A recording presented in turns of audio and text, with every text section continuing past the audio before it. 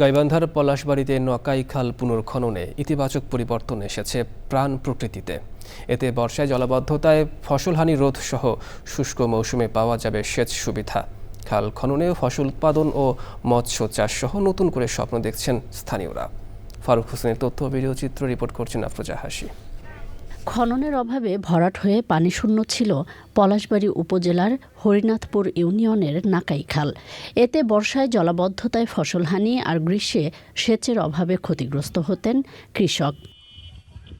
পরিস্থিতির উন্নয়নে ২০২৫-২৬ অর্থবছরে দুর্যোগ ব্যবস্থাপনা অধিদপ্তরের খাল খনন প্রকল্পের আওতায় খালটি পুনঃখনন করা হয়। এতে স্বস্তিতে কৃষকসহ স্থানীয়রা। গাছগুলো যা লাগাইছে খুবই সৌন্দর্য হয়েছে। নারকেল গাছ, তারপরে নিম্বির গাছ না ওরকম করছে। যেমন গাছগুলো লাগাচ্ছে অনেক কিন্তু সুন্দর, ভাই সুন্দর দেখা যায়, ঠিক আছে, কিন্তু এগুলো তো লোক লাগবে। তবে খনন পরবর্তী রক্ষণাবেক্ষণের অভাবে ধসে যাচ্ছে খালপাড় ও রাস্তা। করার পরে রাস্তাঘাট ভাঙে চুরে যাচ্ছে, বাড়িঘর ভাঙে চুরে যাচ্ছে। তার কোনো উন্নতি নাই, রাস্তাঘাট করছে মেরামত কোনো কিছু নাই।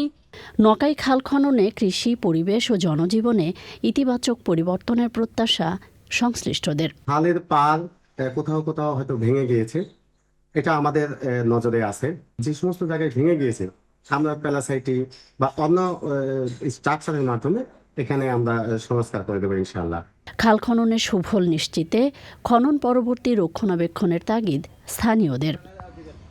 আফরোজা হাসি, প্রকৃতি ও জীবন ডেস্ক, চ্যানেল আই।